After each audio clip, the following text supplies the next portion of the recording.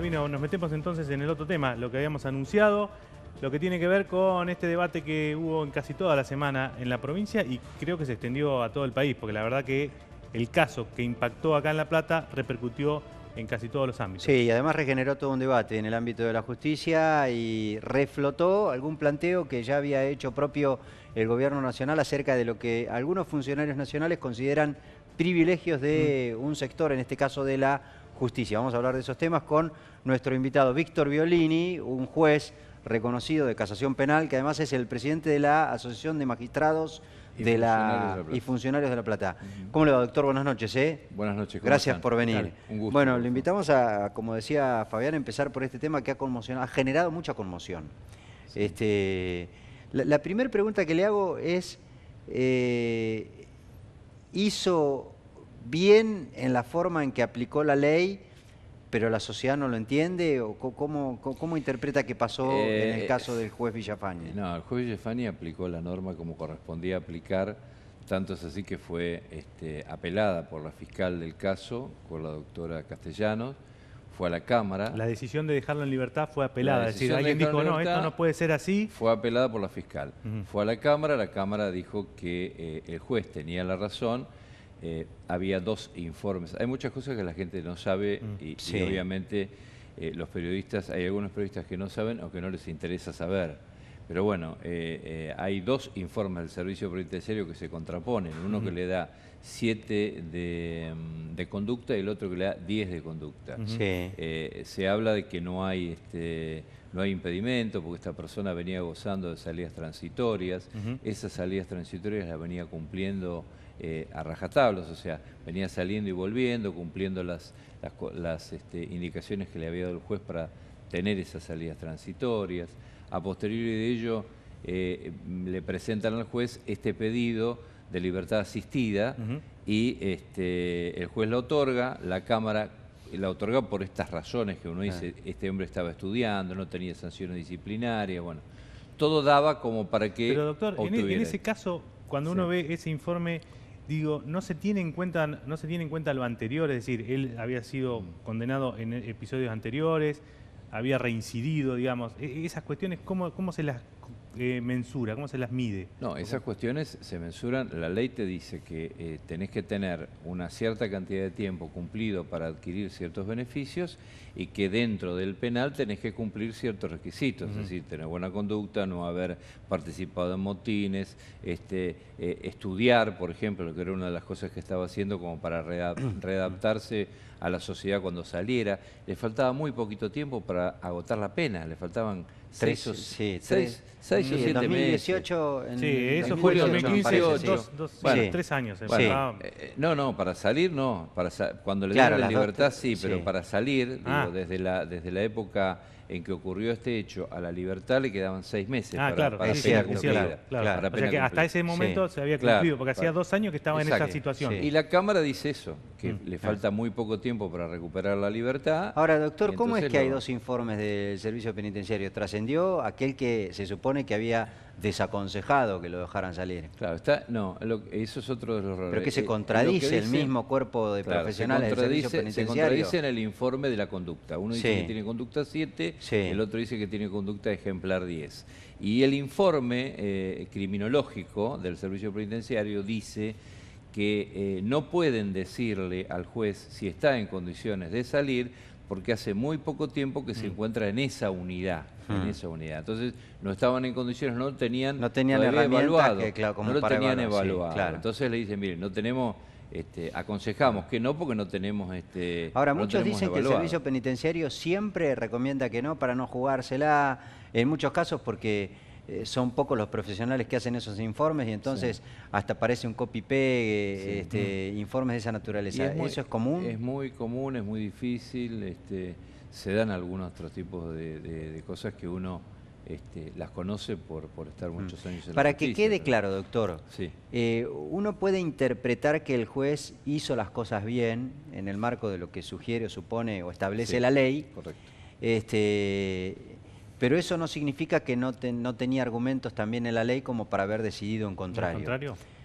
El juez lo que hace en este caso es aplicar la ley en base a ciertas y taxativas indicaciones que le dice el código que hay que dar la libertad cuando se dan estos requisitos. Este hombre cumplía con esos requisitos, la Cámara entendió que cumplía con esos requisitos, estamos hablando de 3 jueces. Sí. Y, por ejemplo, el procurador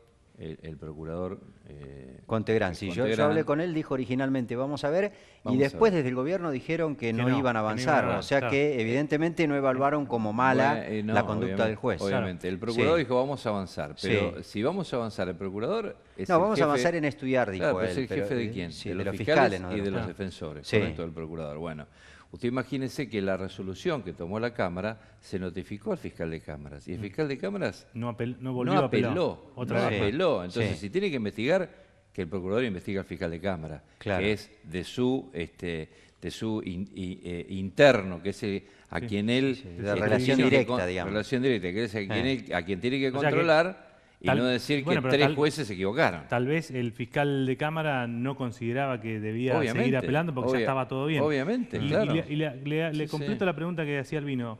Así como tenía los elementos y los ítems estaban cumplidos para darle la libertad, ¿también podría el juez Villafañe haber dicho que no y estar dentro de la ley? Es difícil. De acuerdo con lo que usted ha visto. Yo le voy a explicar, le voy a dar un solo ejemplo. En la Cámara de Casación, en la Sala Tercera, está integrada por el doctor Boriski y por quien les habla. Sí. En su momento, ustedes lo tienen que recordar, la causa Melman. Sí, Natalia Melman. Natalia Melman. Quedaron en libertad ahora. Claro, bueno, pero en su momento vino de la instancia solicitando unas libertades anticipadas que habían sido... le había denegado el juez de ejecución, se apelaron a la Cámara se las denegó y vino a la instancia de casatoria este mismo planteo. Nosotros ¿qué hicimos? Se lo denegamos porque correspondía denegarle las salidas transitorias. Sí. Hoy por hoy tenemos un pedido de jury pedido por los familiares de los condenados por homicidio. Está bien, de acuerdo, pero eso no dice nada, doctor, porque es obvio que los familiares condenados se iban a presentarse. No es lo que diría algo, y bueno, pero eso es una parte y se sienten agraviadas porque supondrán ellos que tenían el derecho de salir y que ustedes no se lo permitieron. Sí, pero el problema no es ese, el problema es que le den curso al jury. Por eso, hasta ahora no pasó. Obviamente, pero hay formas y formas, es decir, nosotros tenemos en el derecho, tenemos las formas que ocurrieron en el caso de Villafañe. Es decir, Villafañe tomó la decisión de decir, bueno, le concedo la libertad porque se dan estos parámetros que están dentro de la ley. Y la Cámara, que son 2 jueces más, dijeron lo mismo, o sea que no es Villafañe, son 3 juejueces. Uno de instancia y 2 de Cámara. 4, porque los 3 en la Cámara... Dos y uno fue... Dos Villafañe y 2 jueces de Cámara, el doctor Villordo y el doctor Zelagoski.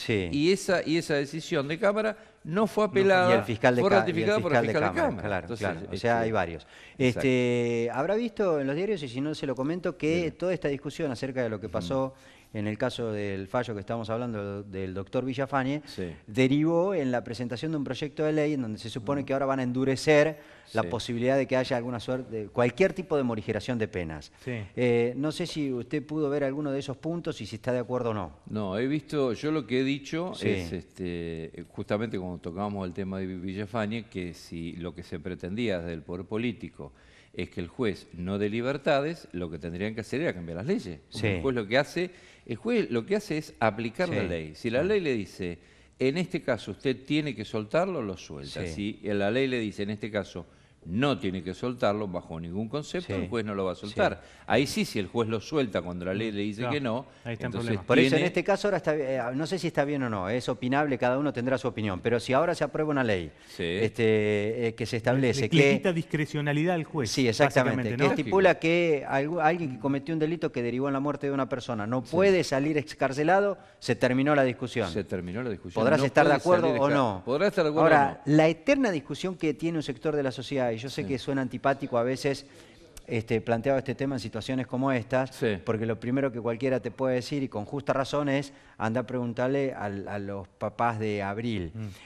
¿No? Pero digo, el problema de fondo sigue estando, porque si este muchacho que salió y terminó matando a esta nena que ha conmocionado a toda la Argentina y a nuestra ciudad en particular, no hubiese salido ahora, por ahí salía en el 2018 cuando cumplía la pena y lo hacía en el 2019.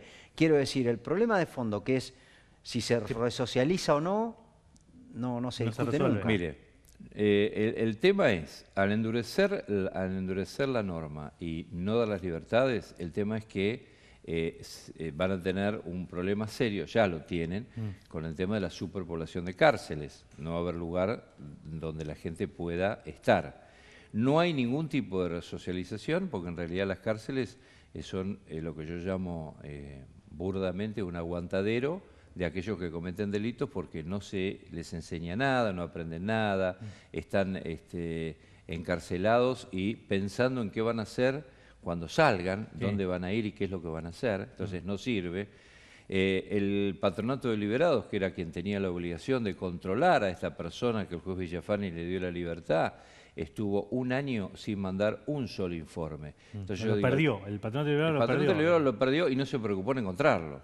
Entonces, porque si el patronato de liberados, esta persona tiene la obligación de presentarse y no se presenta, el patronato le informa al juez que no se presenta y el juez le revoca la salida y vuelve otra vez adentro. Esta es la realidad. No lo hizo. Ahora yo pregunto, ¿el patronato de liberados de quién depende? No depende de la justicia. Hoy de la Secretaría de Derechos Humanos, antes del Ministerio de Justicia, ahora, o sea, del gobierno de la provincia. Del gobierno de la provincia. Exactamente. El tema grave, como dice usted, si esta persona hubiese salido con la libertad, habiendo cumplido la pena, y hubiese cometido un hecho, no con Abril, hubiese cometido un hecho con otra persona. Claro. ¿De quién es la culpa? ¿Es del juez que se agotó la pena? Sí. No, el tema es del sistema que no resocializa. No resocializa, además pasa por un tema de que no tenemos prevención, no hay seguridad.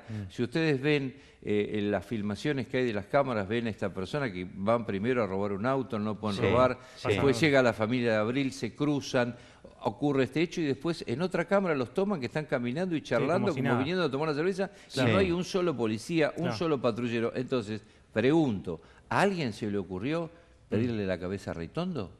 ¿A alguien se le ocurrió pedirle la cabeza a Ritondo? No, todavía, a nadie. No por lo menos en esta instancia. A nadie. Hay una cierta idea de demonizar por parte del gobierno a algún sector de la justicia o a la justicia. Lo digo en función también de esta idea que ha planteado el presidente Macri de, por ejemplo, eliminar las ferias, que es un tema también que, bueno, no sé cuál es la postura que tienen ustedes. Las ferias, nosotros tenemos, primero, las ferias que tiene el Poder Judicial son derechos adquiridos que ya vienen de... Y en el derecho laboral, el derecho adquirido es un derecho adquirido y no se le puede sacar al trabajador. Uno. Punto dos, si uno se pone a pensar, las vacaciones que tienen los legisladores o las vacaciones que tienen ciertos sectores dentro del Poder Ejecutivo son mucho más amplias que las que tiene el Poder Judicial. Si se pone a pensar cuántas sesiones tiene la legislatura nacional y cuántas veces fue Macri a la legislatura nacional en su momento, vamos a relacionar de que tiene muchas más vacaciones que cualquier...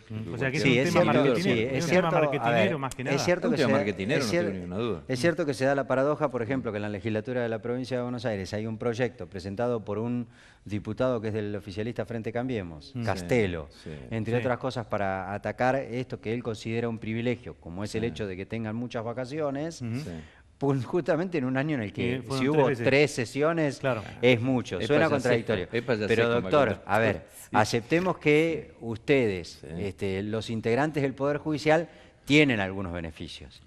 Tienen algunos beneficios de carga impositiva que por ahí están exentos. Y ahora en comparación con el resto. Ahora hay una ley que nos obliga a pagar. No, pues se la congelaron porque, como usted dijo recién, el derecho adquirido en el caso de la justicia se aplica siempre. Se presentaron nuevos y dijo, no, igual trabajo, igual remuneración, no sé cuál es. Yo le cuento, antes de entrar a la justicia yo trabajaba en la Subsecretaría de Trabajo de la Provincia de Buenos Aires y era secretario de Conciliación y yo le digo que los derechos adquiridos de los trabajadores eran muy bien defendidos por los gremios cuando iban a las audiencias de conciliación y en instancia de conciliatoria hacíamos lugar a los gremios de derechos judiciales lo siguen sosteniendo, pero la Corte ha dejado trascender y lo debe haber visto en los últimos días de que están ellos predispuestos por lo menos a discutir algunas cuestiones como la feria, los horarios y ese tipo de cuestiones. Sí, eso es una postura de la Corte. Lo que pasa es que obviamente tanto el gremio como jueces individuales o como asociaciones de magistrados pueden interponer, formular recursos o o bien... ¿no es que si la Corte resuelve automáticamente se aplica? No. Alguien puede recurrir por el derecho adquirido, digamos, por supuesto, supongamos. Por supuesto, porque son derechos, sobre todo el gremio de la JB. Claro. La JB tiene que defender los derechos adquiridos de sus afiliados, de los empleados del Poder Judicial. Y esto, evidentemente, va a llegar a ese punto si hay una resolución de ese tipo, si hay una ley de ese tipo. Está bien. ¿Y no considera usted que está un poco atrasada o demorado los trámites judiciales en general como para tener más tiempo y poder hacerlo más rápido? Yo le voy a hablar de lo que yo sé. Casación está al día, hoy por hoy. Hoy por hoy estamos al día, no tenemos atraso.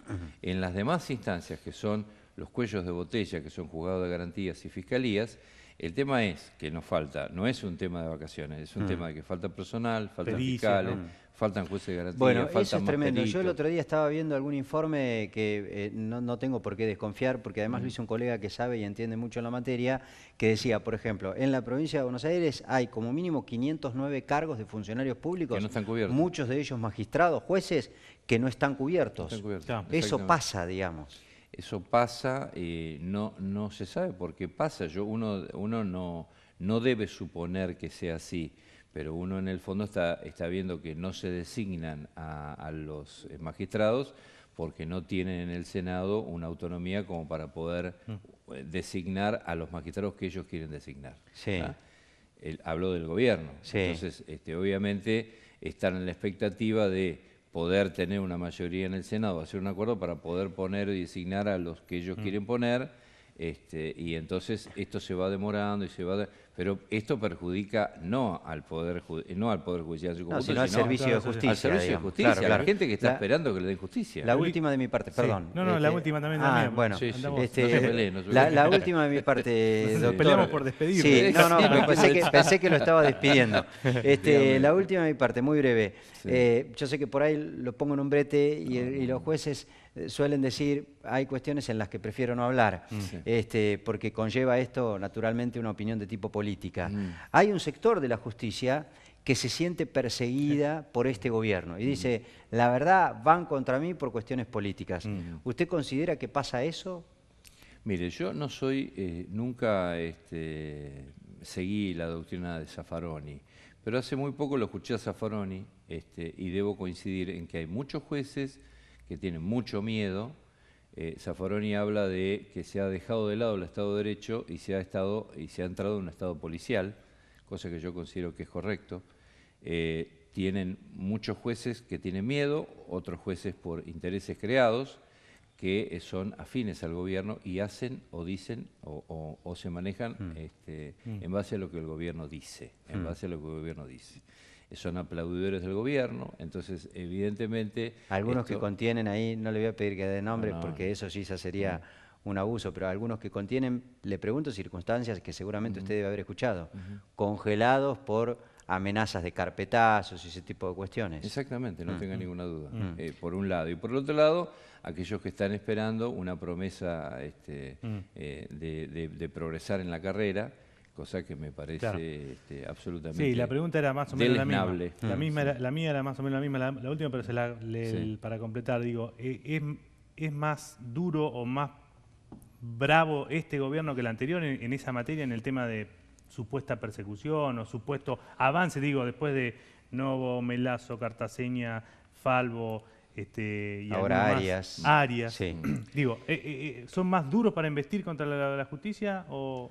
No, yo no creo que sea ni más duro ni más blando. Creo que cada gobierno, el gobierno anterior tampoco, vamos a hablar, no era, si bien no tenía una presión como la que ejerce este gobierno sobre la justicia, obviamente también tenía gente que le era... operaba, ¿no? Que lo operaba y que era y que hacía lo que el poder político pedía. Bueno, esto es lo que nos sirve en la justicia. Esto es lo que nos sirve. Pero el gobierno dice que en realidad, usted dice obviamente el gobierno anterior también presionaba, pero por ahí no tanto como el de ahora. El de ahora dice que al contrario, que antes se presionaba la justicia y que ahora es absolutamente independiente. No, esto no es así. Esto es mi modesta opinión y vuelvo a insistir.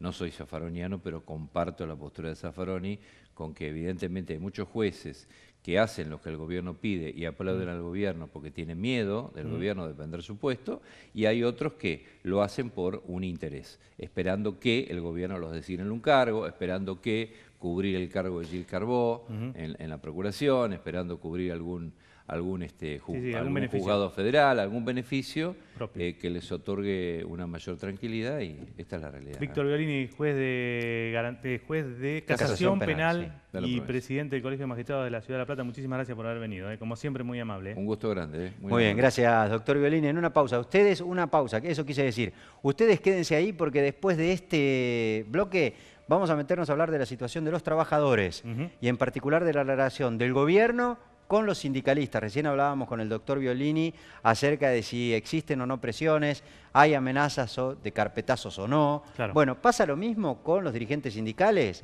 Vamos a hablar de esta situación, de la reforma laboral y a proyectar lo que puede llegar a ocurrir en materia salarial, la paritaria por lo menos que se viene ahora en el sector público en la provincia. Fabián. Exactamente, con Carlos Quintana, que ya está ahí y está para charlar con nosotros. Ya volvemos.